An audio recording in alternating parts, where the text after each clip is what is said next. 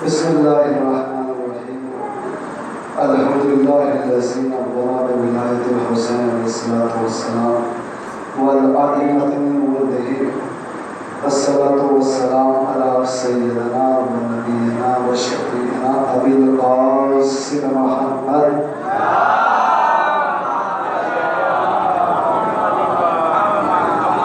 وآله الطيبين الطاهرين المعصومين ولعنة الله على أعدائهم أجمعين.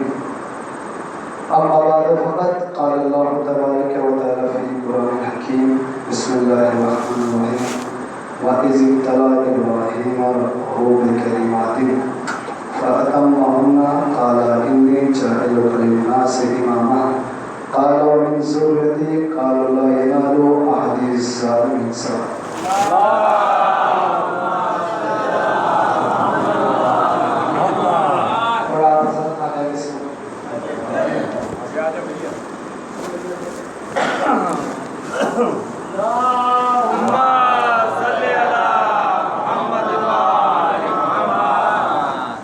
خالق کائنات مالک السلام اس آیت میں مسئلہ امامت کو بیان کر رہا ہے. امامت کہتے کسے؟ امامت کا حقدار کون ہوتا ہے؟ امامت لغت میں رسی کو کہتے ہیں اور اصطلاح میں پیشوا کو کہتے ہیں. دیکھیں رسی کون سی رسی ہے کہ لغت میں اس کو امام کہتے ہیں. آپ نے دیکھا کہ ایک راجمستری جس وقت دیوار کو بناتا ہے تو اس کے پاس ایک رسی ہوتی ہے جس رسی سے وہ دیوار بناتا ہے اور ایک رسی اس کے پاس ایسی ہوتی ہے کہ اس میں ایک لٹو ہوتا ہے. اگر یہ دو رسی اس کے پاس نہ ہو تو سمجھ لینا وہ صبح سے دیوار بناتا چلا جائے اور شام تک بنائے. جب بنا کر اپنے گھر گیا وہ گھر جا کر لیتا اور دیوار گھر لے گئی کیونکہ اس نے اس رسی کا سہارا نہیں لیا اور یہ رسی کا سہارا نہ لینا اس کی دیوار گر گئی. یعنی امامت اسے کہتے ہیں کہ اگر اس کا سہارا نہ لیا جائے تو دیوار گر جاتی ہے. اب لوگ امامت کو نماز کے لیے معین کرتے ہیں. اب اگر امامت کو نہ مانا جائے تو نماز گر جائے گی. اگر امامت کو نہ مانا جائے تو نماز گر جائے گی کیونکہ جب تک امام کی بتائے ہوئے راستے پر نماز نہیں پڑھو گے تو نماز قابل قبول نہیں ہے. اس رسی کے بغیر اس امامت کے بغیر نماز قابل قبول نہیں ہے. یہ بتائیے ہم نماز لے کہاں سے؟ پیغمبر والی نماز کون بتائے ہمیں کہ پیغمبر نماز کیسے پڑھتے تھے؟ تو روایت میں ملتا ہے کہ جب جنگ صفین اور جنگ جمل کے بعد امیر کائنات مسجد بصرہ میں پہنچے اور نماز پڑھائی تو ایک نابینا صحابی نے پیچھے سے کہا من ھذا الرجل، یہ آدمی کون ہے؟ کسی نے کہا یہ علی ابن ابی طالب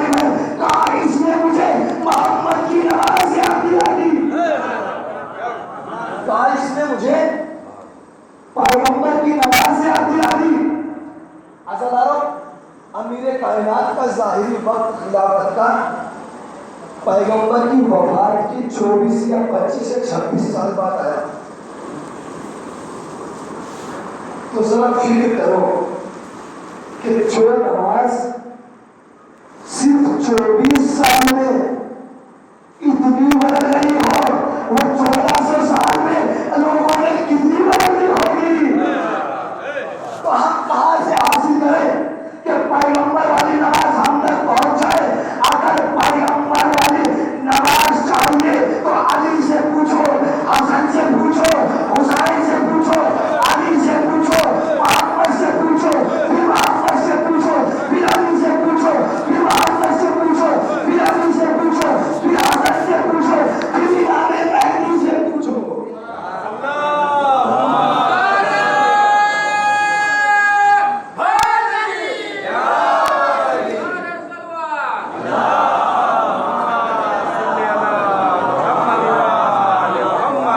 یہ بتائیں گے کہ پیغمبر والی نماز کون سی ہے؟ چار ہے امام اور ہمارے 12 اور ان کے 4 طریقے کتنے ہیں؟ کیا بھائی 4 ہیں اور 4 بھی طریقے ہیں اور ہمارے 12 طریقے کتنے ہیں؟ 12. اگر 4 کے 4 طریقے ہیں تو 12 کے 12 ہونے چاہیے. کہاں 12 کے 12 کیوں نہیں ہے اور 4 ہوتے ہوئے 4 طریقے کہاں سے آئے؟ تو اس کا مطلب صاف واضح ہو گیا کہ وہ پیغمبر والی نماز صحیح آ رہی ہے اور یہ درباریوں کی نمازیں ہیں. پیغمبر کی نماز ہے وہ ایک چلی آ رہی ہے. جو نمازیں درباروں میں بنائی گئی کیسے بنائی گئی؟ بغض علی میں جو امام علی کی امامت پر اقرار نہ کرتا اس کا عذاب کیا ہے؟ پیغمبر فرماتے ہیں کہ جہنم کے طبقے میں ایک درہ ہے کہ جہنم بھی بڑا پسند کرتی ہے. سنیے سمجھ جائے اس کو پسند کرتی ہے. کہ جہنم کے خانے میں ایک درہ ہے, اس درے میں کنواں ہے اور اس کنویں میں ایک سانپ ہے.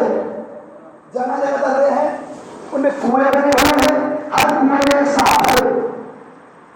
آئیے درہ اس کنویں کی شکایت دن میں اللہ سے 70 مرتبہ کرتا ہے اور یہ کنواں اس درے اور اس سانپ کی شکایت دن میں 70 مرتبہ کرتا ہے. اور یہ سانپ ان دونوں کی یعنی آپس میں تینوں کی شکایتیں کرتے ہیں. تینوں کی شکایتیں کرتے ہیں. کیا شکایتیں کرتے ہیں؟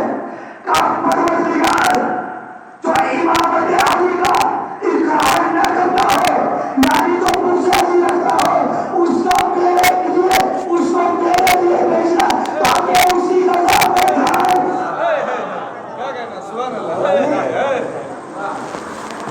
جو بغض علی رکھتا ہے تو جہنم کے درے کنویں سانپ شکایت کر رہے ہیں اللہ سے کہ اللہ اسے نہ دینا مجھے دینا. اور دیکھیے ان کے چاہنے والوں کی حقیقت دیکھیے. ابھی ایک روایت آئی واٹس ایپ پہ اسے پڑھ رہا ہوں کزائن حسین مشفعون یوم القیامہ لمیت الرجل.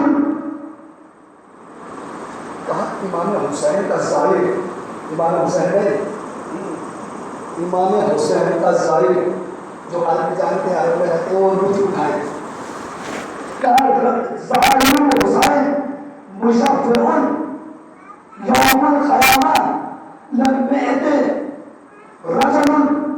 کون سے آدمی؟ قد وجب جہنم, کہ امام حسین کا ظاہر، امام صادق فرماتے ہیں امام حسین کا ظاہر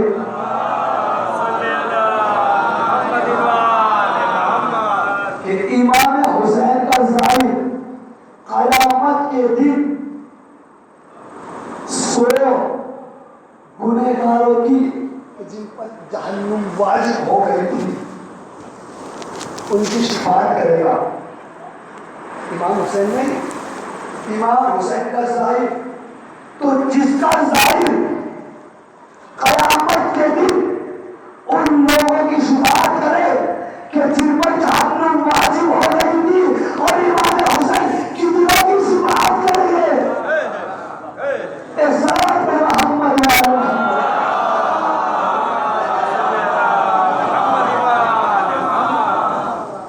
اگر امامت یا پیروی کرنی ہے یا امامت پر چلنا ہے تو اہل بیت کی، ٹھیک ہے، پیروی کسی کی جاتی ہے۔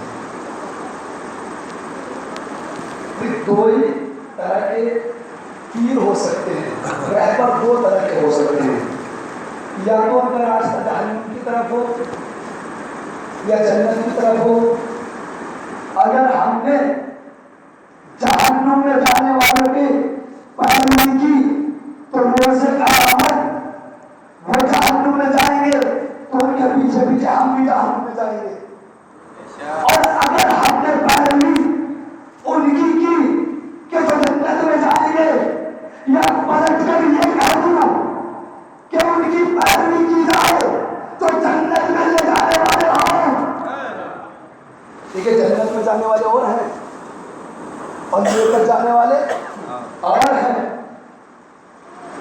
فرق ہے کہ وہ جنت میں جائیں گے، لیکن عظمت ظفر حسین بھی اللہ نے یہی رکھی کہ وہ جائیں گے تو لے کر بھی جائیں گے، 100 لے کر جائے گا اور عظمت پہچانے، تو ان کی پیروی کی جائے تاکہ ہم اپنے مقصد تک پہنچ جائیں۔ ہر انسان کا مقصد یہی ہے کہ اس دنیا میں آنے کے بعد جنت میں چلا جائے۔ اب دیکھیں اللہ نے اس آیت میں واضح کر دیا کہ امام کون ہوتا ہے۔ کاروبار کسی طرح پیغمبر اس وقت کو یاد کرو، اس وقت کو یاد کرو، ابتدا جب ہم نے جناب ابراہیم کو مبتلا کیا کس چیز میں؟ بے کلمات کے ذریعے ہم نے ان کا امتحان دیا۔ اچھا، کلمات میں کتنے حرف ہیں؟ 5 حرف بنتے ہیں کلمات میں، یعنی وہی سوال ہے جو آدم سے کیا گیا تھا کہ بتا دے فرشتوں کو تیرے پاس کیا علم ہے، تو آدم نے کہا تھا کہ اگر تو محمود ہے تو یہ محمد ہے، اگر تو اعلیٰ ہے تو یہ عابد ہے، تو وہی فضیلت کے نام یہاں امتحان لیا جا رہا ہے۔ ابراہیم بھی ان کے ناموں کو جانتے ہیں یا نہیں؟ لیکن فرق ہے کہ ابراہیم جب تمام کے امتحان کو خبر لگا کہ نہیں جائے گا للناس سے امامہ، ہم نے تو لوگوں کا امام بنایا۔ دیکھیں امامت امیر کائنات اور امامت جناب ابراہیم فرق ہے، انہیں صرف اور صرف لوگوں کا امام بنایا گیا، اور امیر کائنات 18,000 عالمین کے لیے امام بن کر آئے۔ تو کنایت کس کے ہے؟ خلافت و امامت کس کی ہے؟ کا پیغمبر کی، کا پیغمبر تو عالمین کے لیے رحمت ہے۔ تو لوگ کہتے ہیں کیسے نبی اس افضل ہو گئے، علی کیسے افضل ہو گئے؟ تو ابراہیم بن کر آئے جن لوگوں کے امام، اور ان لوگوں کا امام جو اس زمانے میں تھے۔ اب بتائیے عالمین میں کیا کیا ہے؟ بھائی اتنے طرح کے عالمین، کتنے جانور ہیں، کتنے جن ہیں، انسان ہیں، ان کا شمار بھی نہیں کیا جا سکتا، ان سب کے امام ہیں میرے کائنات، اور ابراہیم فقط انسانوں کے۔ تو بتائیے کہ لوگ کہتے ہیں کہ وہ افضل ہے، علی افضل نہیں ہے، جو لوگوں کا امام بنے وہ افضل ہے کہ جو کائنات کا امام بنے. اور ان کو امامت بھی کلمات ان 5 کلموں کی وجہ سے ملی. یعنی جس کو لوگوں کی امامت ملی جنت کے صدقے میں ملے وہ ہے ابراہیم. اور علی 18,000 نبی کے لیے امام بن کر آیا تو ان کا مرتبہ کتنا ہوگا؟ اچھا عالمین میں ہے کیا؟ پوری کائنات ہے.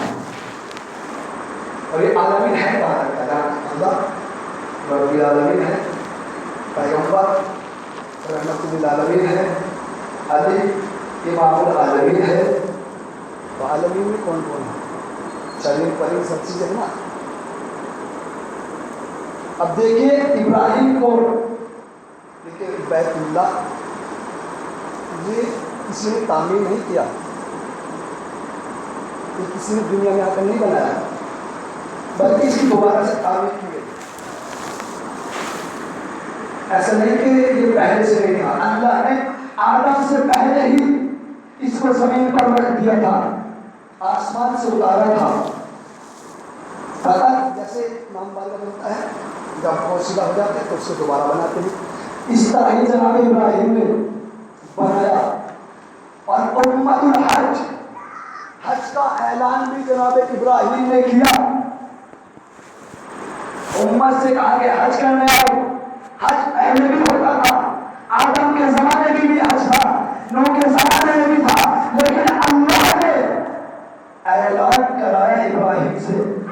اور اس پر تمام مسلمانوں کا اتفاق ہے کہ جس وقت ابراہیم نے حج کی دعوت دی تو جو ارواح عالم ارواح میں جن انسانوں کی روح تھی جی جو حج پر جاتا ہے ان لوگوں نے اس وقت لبیک کہا تھا. اگر کسی نے ایک مرتبہ لبیک کہا تھا تو ایک مرتبہ حج پر جائے گا، اور اگر کسی نے 2 مرتبہ کہا تھا تو 2 مرتبہ حج پر جائے گا. تو دیکھیے ابراہیم نے لوگوں کا امام ہے اور لوگوں کو دعوت دی. اور امام حسین عالمین کے لیے امام ہے. تو کہتے ہیں کہ 70,000 فرشتے جاتے ہیں فرشتے اور پھر آ جاتے ہیں، یعنی کہ جو ایک مرتبہ آ گیا قیامت تک نہیں جائے گا. ابھی آتی رہے ہیں کہ آدم نے جب اس کی حج کی زیارت کی تو اس کے بعد جناب نوح نے کی، فرشتے نہیں آئے.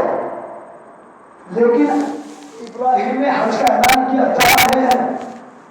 اب امام حسین نے کربلا میں آواز بلند کی کہ کون ہے جو میری مدد کرے؟ کہاں کہ کربلا میں. اب امام حسین عالمین کے لیے امام، جناب ابراہیم ہے لوگوں کے امام، پر ابراہیم لوگوں کے تھے تو لوگ جا رہے ہیں. اب امام حسین عالمین کے لیے امام ہے تو فرشتے بھی آ رہے ہیں، فرشتے بھی آ رہے ہیں زیارت کے لیے، انسان بھی جا رہے ہیں. اور دنیا حیران ہے کہ جب دنیا میں خوشیاں ہے نہیں تو یہ 8-10 تک کہاں سے آ جاتے ہیں؟ 10 لاکھ 8 لاکھ 7 لاکھ کہاں سے آ رہے ہیں؟ یا تو ماننا پڑے گا کہ دنیا میں اس قدر شیعہ ہے، یا پھر یہ ماننا پڑے گا کہ ملائکہ کی شکل میں انسان دکھائی دے رہے ہیں. صلوات محمد وعلیہ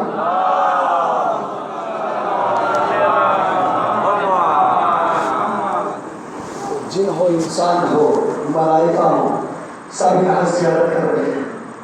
اور ایک شرط ہے امامت کی.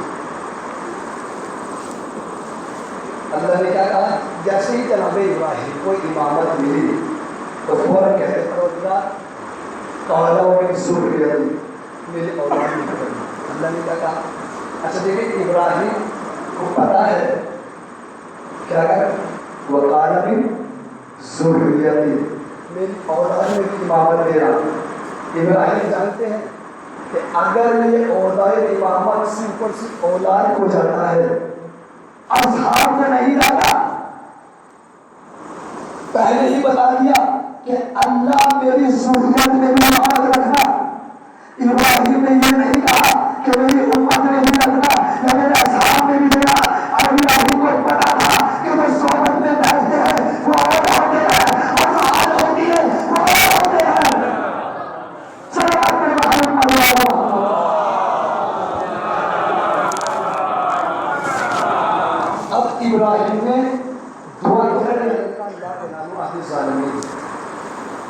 یہ میرا ہوتا کم ہوتا نہیں ہے. لیکن آدم بھی نبی تھے, جناب نوح بھی تھے, لیکن ابراہیم کو مقام اور بلند کیا. کیوں؟ کہ امامت دی جا رہی ہے. کہ کس کی امامت؟ ہم لوگوں کی. دیکھیے آپ قرآن کو روایت کو کسی میں نہیں دکھا سکتے کہ ابراہیم سے پہلے نبیوں کو بھی درود ہے. درود چلا ہے ابراہیم سے. کہا یہ درود اللہ نے کما صلینا علی ابراہیم کیوں کہا؟ کہا اس لیے کہ ابراہیم کو عہدہ امامت ملا ہے. عہدہ امامت ملا ہے انسانوں کا, تو جسے انسانوں کا عہدہ ملا ہو اس پر درود ہے, اور جو عالمین کے لیے امام ہو. اب دیکھیے اللہ نے کہا کہ ظالمین تک نہیں پہنچے گی, ظلم ہوتا ہے دو کرے گا. اللہ نے کیا کہا؟ ان الشرک لظلم عظیم. شرک کرنا ظلم عظیم ہے, اور یہ ہوتا ہے ظلم صغیر, یہ ظلم عظیم ہے. اب جناب ابراہیم نے دعا کی کہ پروردگار اس طرح بنیا من الاسنام, تو پروردگار مجھ کو اور میرے بیٹے کو بت پرستی سے بچا. تو ابراہیم یہ بات کہہ کر بتانا چاہ رہے ہیں کہ جو بت کی عبادت کرتے ہیں وہ امام نہیں ہو سکتے. اب پیغمبر کے بعد ڈھونڈیے کہ کس نے شرک کیا. پیغمبر نے فرمایا ان الشرک فریق من طویل النار, تیرے اندر شرک چوٹی کی جان چل رہا ہے. کس کو کہا؟ پڑھیے دور منصور, تفسیر دور منصور میں ہے کہ فلاں بزرگ کے لیے پیغمبر نے کہا کہ میں دیکھ رہا ہوں کہ تیرے اندر شرک چیٹی کی جان چل رہا ہے. تو اس کا مطلب کیا ہوا؟ اللہ نے کیا کہا؟ لا ینال عہدی ظالمین, یہ امامت کا عہدہ ظالمین تک نہیں پہنچے گا. اور پیغمبر کیا کہہ رہے ہیں کہ شرک تیرے اندر چیٹی کی جان چل رہا ہے. قرآن کہہ رہا ہے اتنا شرک ظلم عظیم, شرک کرنا سب سے بڑا گناہ ہے. تو یہ انسان خارج ہو گیا. لیکن ظلم صغیر, اچھا بتوں سے بچایا ابراہیم نے اپنے بیٹے کو اپنے آپ, ابراہیم نے بتوں کو توڑا. اب پیغمبر کے بعد ہم نے صرف اور ایک ادھر ابراہیم نے بھی بت توڑے تھے, اور اپنے آپ کو کہہ رہے پروردگار مجھے بھی اور میرے بیٹے کو بھی بچا. ادھر پیغمبر کے ساتھ کسی نے بتوں کو توڑا. جب مدینے سے گئے تھے تو رات کے اندھیرے میں پیغمبر نہیں تھے, لیکن جب آ رہے ہیں تو دن کا اجالا ہے, روشنی ہے, آ رہے ہیں. اب کسی نے اپنے گھر سے چھٹ کر کہا, کسی عورت نے اپنے گھر سے چھٹ کر کہا اپنے شوہر سے کہ دیکھ وہ جا رہا ہے جس کی تجھے تلاش تھی, تو یہاں سے رات کو چلا گیا تھا, قتل کر دے. اچھا موقع ہے. اب بیوی کے فرمان پر خوش ہوا, دیکھا تو دیکھ تو لوں. جیسے ہی دیکھا اور دیکھنے پر اور کھا گیا, تو اپنے کے بعد بیوی سے کہتا ہے کہ تم نے وہ تو دیکھا کہ تو جا رہا ہے, تو کہہ رہی ہے اچھا موقع ہے قتل کر دے. تم نے وہ نہیں دیکھا تو اس کے پیچھے ہے تلوار ہاتھ میں, جس نے تیرے بھائی کو نہیں مارا, تیرے باپ کو نہیں مارا, تیرے بیٹے کو نہیں مارا. تو یہ تو دیکھ رہی ہے کہ وہ جا رہا ہے, اس کے پیچھے وہ بھی ہے. اب یہ تھی کون؟ ہندا تھی. ابو سفیان سے کہہ رہی تھی کہ رات میں میرے میں چھپ کے بھاگ گیا تھا, آج تو اکیلا ہے. تو اس نے کہا اب پہنچ گئے خانے کعبہ کے نزدیک. اب پیغمبر نے کہا کہ علی بتوں کو گرانا ہے. دیکھیے امامت کس کا حق ہے؟ جو بتوں کی عبادت کرتے ہیں اس کا نہیں, جو بتوں کو گراتے ہیں. اب کا یادی بتوں کو گرانا ہے.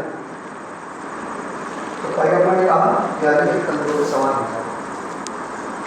تو امیر کائنات نے کہا یادی یا نبی, میرا آقا و سردار, میں آپ کی کندھوں پہ سوار ہو جاؤں.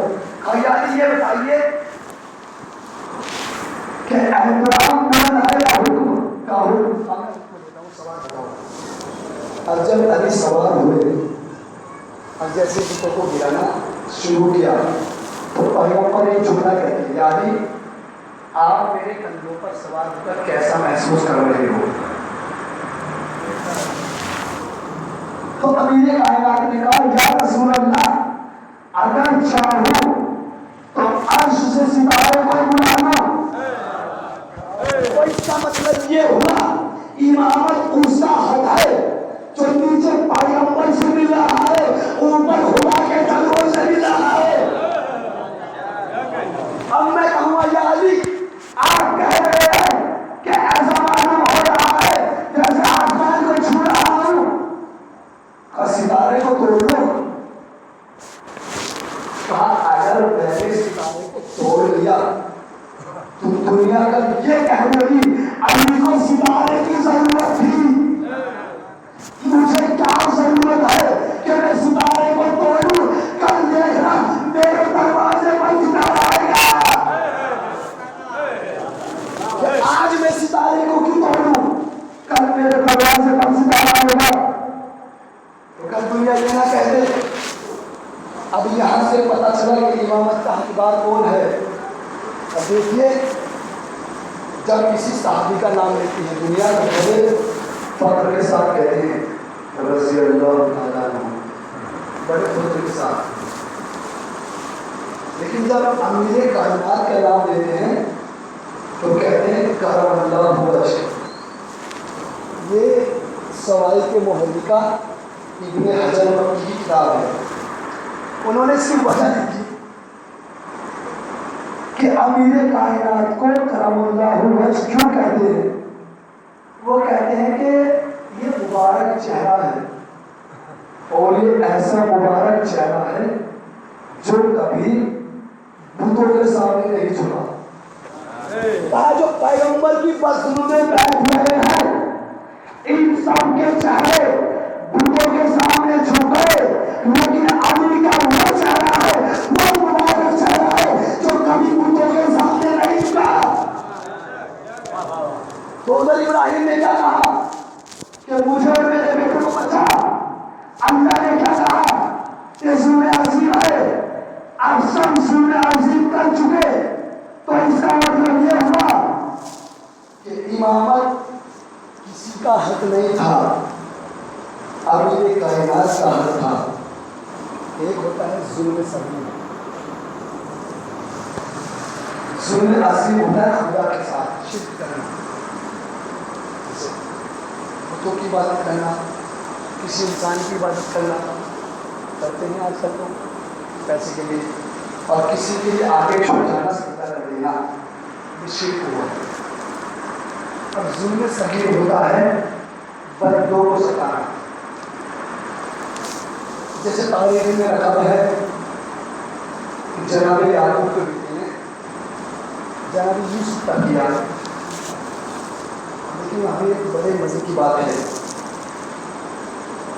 کہ جناب یوسف جناب یعقوب سے دور ہے, 40 درہموں میں بیچ دیا. کیا سمجھ رہے تھے کہ ان کو ہٹا کر جناب یوسف کو ہٹا کر نبوت کا حقدار ہم بدل گئے, ہٹا دیا. یزید بھی یہی سوچ رہا تھا کہ امام حسین کو ہٹا کر امامت میرے قبضے میں آ جائے. اب دیکھیے نبی کی صحبت میں 40 سال تک نبی کے بیٹے رہتے رہے اور جناب یوسف مصر میں رہتے رہے. لیکن جب اعلان نبوت ہوا تو کسے ملا, کسے ملا؟ کیا صحبت میں بیٹھنے والوں کو ملا, یا جو مدینے سے باہر تھا, جو شہر سے باہر تھا, تو جناب یعقوب سے بھی دور تھا, کیا اسے ملا؟ اب دیکھیے جب لوگوں سے پوچھا جاتا ہے کہ جناب ابراہیم کا جو ذکر آیا قرآن میں, انہوں نے کیا امتحان دیا؟ بس امتحان کیا دیا اللہ نے کہا تھا کہ ناخن کاٹ لو، داڑھی بڑھا لو، مونچھیں صاف کرا لو، بس امامت مل گئی۔ تو ہم تو یہی کہتے ہیں کہ آپ کے یہاں امامت بڑی سستی ہے، حجامت بھی ہو گئی اور امامت بھی ہو گئی۔ ایک سلام میں محمد والے محمد،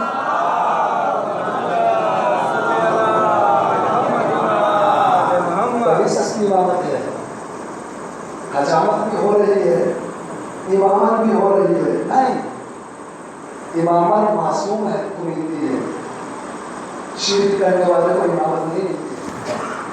کہا تو آپ بتا دیں امتحان کیا دیے؟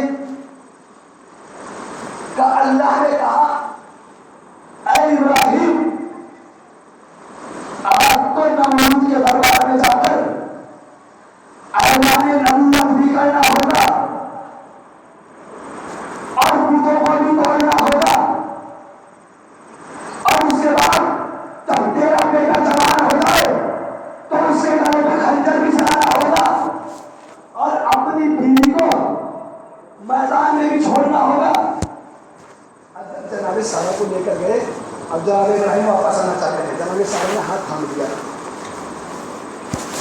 کیا مجھے کہاں چھوڑنا چاہ رہے ہو؟ کہا آج اگر تو چاہے میں تیرے پاس رکوں تو نہیں رک سکتا، کیوں نہیں رک سکتے؟ کہا آج مجھے امامت مل رہی ہے، آج مجھے امامت مل رہی ہے۔ یہ اولا امامت ایسا ہے۔ اچھا جناب ابراہیم نے ایک فیصلہ اور کر دیا کہ جو لوگ بعد میں آنے والی امامت پہ اعتراض کریں گے کہ امام حسین جناب زینب و ام کلثوم کو میدان میں کیوں لائے؟ ابراہیم سے پوچھو کہ طلحہ اپنی بیوی سارہ کو چھوڑ کر کیوں جا رہے ہو؟ تو جواب دیا ہے جناب ابراہیم نے آنے والی امامت کے لیے، اور کہا آپ کو یہی امتحان دینا پڑے گا، جب آپ کا بیٹا جوان ہو جائے تو آپ کو قربانی بھی دینی پڑے گی۔ کب دیں گے؟ ہم بھی نہیں۔ تو بتائیے بات پیغمبر کون قربانی دے رہا ہے؟ کون ہے جو پیغمبر کے بستر پر لیٹ رہا ہے؟ کون ہے وہ جو اپنے بیٹے کو لٹا رہا ہے بستر بدل بدل کر؟ بتائیے، وہی جس کو آپ کافی کہتے ہیں، وہی بڑے فخر سے کہتے ہیں کہ وہ مجاہد میں ہے۔ کسی نے ہمارے امام سے سوال کیا کہ یا علی آپ اپنی اتنی تعریفیں کرتے ہیں، آپ کا باپ تو جہنم میں جائے گا۔ میرے مولا کے چہرے پر شکن آ گئی اور کہا کہ کس بات کر رہا ہے؟ میرا باپ جب تم تھا بھی نہیں، تیرا تو وجود نہیں تھا، میرا باپ ہم 12 کے یا 14 کے نور کے برابر میں ایک الگ طریقے سے چمک رہا تھا۔ جب اللہ نے ہم 14 کے نوروں کو ختم کیا تو ان 14 نوروں کے بعد تو سب سے زیادہ نور چمک رہا تھا، وہ میرے باپ ابو طالب کا نور تھا۔ اور جس ابو طالب کی بات کر رہا ہے، اگر قیامت کے دن میرا باپ اللہ سے کہہ دے کہ پروردگار پوری کائنات کے انسانوں کو بخش دے، اگر یہ حکم کر دے تو اللہ کہے گا کہ ابو طالب کہہ رہا ہے ایک ایک کو چن کر جہنم سے نکال کر جنت میں بھیج دو۔ ایک ایک کو چن کر جہنم سے نکال کر جنت میں بھیج دو۔ اگر میرا باپ کہہ رہا ہے، میرے کائنات کہتے ہیں میرا باپ اگر کہہ دے تو سب کو جنت ملے گی، اور میرے کائنات کی بات میرے باپ کی میں سوچ، میں قسیم النار والجنہ ہوں، اپنے باپ کی سوچ کہ وہ کہاں جائے گا۔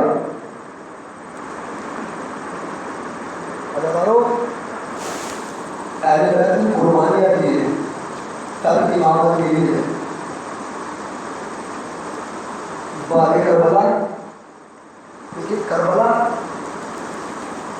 کتنے دنوں کا حادثہ ہے، کتنے دن میں ہوا؟ بتائیے 1400 سال ہو گئے ذاکرین بیان کر رہے ہیں، لیکن آج تک کوئی ذاکر یہ نہیں کہہ سکتا کہ میں نے کربلا کو پورا پڑھ دیا۔ یہ معجزہ حسین بن علی ہے کہ 1400 سال ہو گئے آج تک کوئی ذاکر، کوئی مبلغ، کوئی خطابت کرنے والا یہ نہیں کہہ سکتا کہ میں نے کربلا کا پیغام پہنچا دیا۔ کربلا کتنی دیر کا حادثہ ہے؟ صبح سے لے کر عصر کے وقت تک کا حادثہ کربلا ہے۔ تو بتائیے جب اتنی دیر کا واقعہ صدیوں تیرہ بیان ہو چکا، صدیوں سے مبلغین، ذاکرین، خطباء، علماء بیان کر رہے ہیں، لیکن آج تک بیان نہ کر سکے۔ یہ معجزہ امام حسین ہے کہ جب ان کی ایک دن کی فضیلت کو 1400 سال لگ گئے ہوں تو ان کی اصلی فضیلت کو کون بیان کر سکتا ہے؟ ایک سبب سے محمد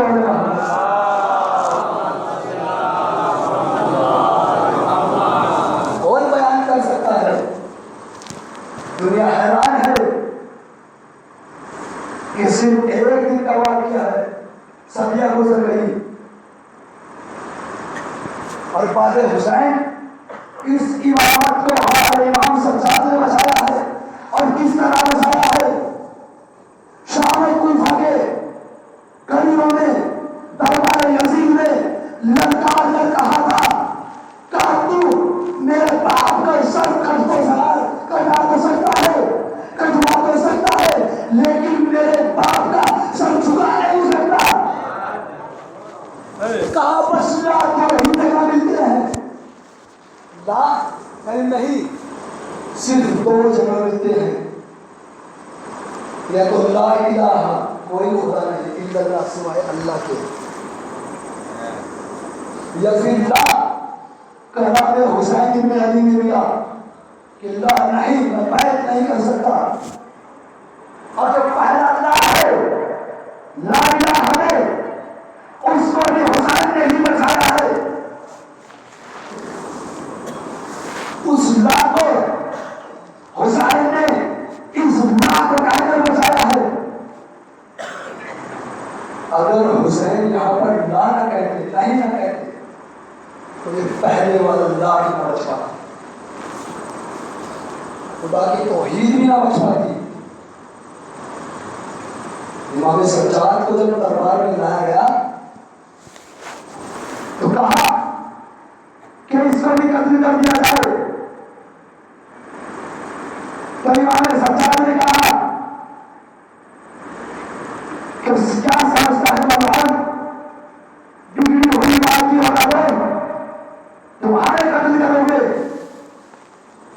کہا تم چاہ کر بھی ہمیں قتل نہیں کر سکتے۔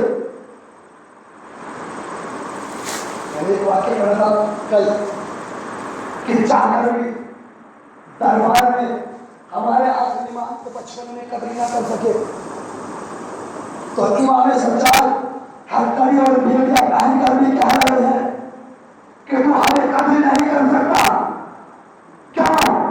اگر امام حسین کو قتل کر لیا تو امام حسین اس لیے شہید ہوئے کہ مقصد بچانا تھا اللہ کا، اور یہاں پر امام زین العابدین اس لیے کہہ رہے ہیں کہ تم مجھے قتل نہیں کر سکتا کیونکہ امامت بچانی ہے، اس لیے امام سجاد کہہ رہے تم مجھے قتل نہیں کر سکتا۔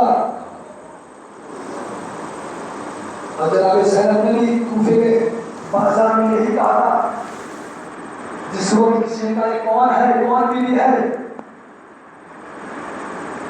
تو جناب زینب ناکے پر کھڑی ہو گئی، اور جب کسی کے سامنے سے کہا کہ ان کو کیوں قتل کیا گیا ہے تو اولاد رسول ہے، کہا بے غیرتوں، بدبخت باپ کی اولادوں، تم نے ہی تو قتل کیا ہے اور تم ہی پوچھ رہے ہو کہ کیوں قتل کیا؟ تو اس کا مطلب یہ ہوا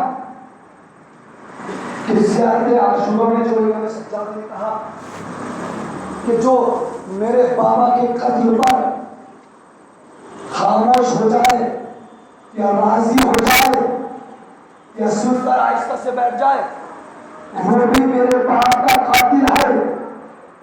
تو آج ہم یہ مجلس عزا اس لیے کرتے ہیں تاکہ قاتل امام حسین کو بے نقاب کر کے اور یہ بتانا چاہتے ہیں کہ ہم قاتل حسین نہیں ہیں، ہم قاتل حسین پر لعنت کرتے ہیں۔ اور جو خاموش ہے، جو راضی ہے، جو بیٹھ گئے گھروں میں، مطلب یہ ہے کہ وہی قاتل حسین میں نہیں ہے، لیکن صداؤں کو گناہ نہیں کرتے، احتجاج نہیں کرتے۔ یہ عزاداری احتجاج ہے، قاتلان حسین کے خلاف احتجاج ہے۔ عزاداروں 12 محرم کو 11 کو یہ قافلہ کربلا سے چلا، 12 محرم میں جب کوفے میں پہنچا تو تاریخ لکھتی ہے کہ امام سجاد اپنی پھوپھی سے کہتے ہیں، اے پھوپھی ماں، آپ دیکھ رہی ہو کہ دھوپ کس قدر گرم ہے، میری ہتھکڑی بیڑیاں اور یہ توق گرم ہو رہا ہے، اے پھوپھی اماں میں چاہتا ہوں کہ جا کر کہیں سائے میں بیٹھ جاؤں۔ ہزاروں پاس میں ایک جھاڑی تھی، جناب زینب نے کہا بیٹا سید سجاد پاس میں جھاڑی ہے، جا کر وہاں بیٹھ جاؤ، شاید آپ کو چاہت ملے، آپ کی ہتھکڑی اور بیڑیاں گرم ہو چکی ہے۔ ہزاروں تصور کیجیے اگر فضائل کے دریا بھی بہا دیے جائے اور اس کے بعد اگر آنکھوں سے ہماری آنسو نہ نکلے تو کوئی فائدہ نہیں۔ روایتوں میں ملتا ہے کہ جناب زہرا، جناب سکینہ اور جناب زہرا مجلسوں میں فضائل سننے نہیں آتی۔ آسداروں بتائیے کیا جناب زینب سے زیادہ، جناب فاطمہ زہرا سے زیادہ کوئی فضائل جانتا ہے؟ صرف وہ مسائل سننے آتی ہیں اور عزاداروں کے آنسو لینے آتی ہیں۔ عزاداروں جب ہماری بیوی اس مجلس میں آئے تو کم سے کم خالی ہاتھ نہ جائے۔ عزاداروں اس طرح دربار سے ہماری بیوی خالی گئی تھی، اس طرح ہمارے درمیان سے خالی نہ جائے۔ فقط اور فقط جو روایتوں میں ملتا یہی ہے کہ جب عزادار کا آنسو ٹپکتا ہے تو رومان زہرا عزاداروں کی آنکھوں کے نیچے آ جاتا ہے۔ عزادار جناب زینب نے جب سید سجاد سے کہا بیٹا سجاد پاس میں جھاڑی ہے وہاں جا کر بیٹھ جاؤ، عزادار ایک ہی لمحہ کچھ نہ تھا کہ سید سجاد اس جھاڑی کے سامنے بیٹھ گئے۔ عزادار سورج نے دیکھا کہ سید سجاد جا کر بیٹھ گئے، عزادار سورج کو اٹھایا اور سید سجاد کی طرف بڑھے۔ عزادار سید سجاد کی طرف بڑھنے کے بعد کچھ تو سید سجاد پر سانس لینا شروع کر دیے۔ عزادار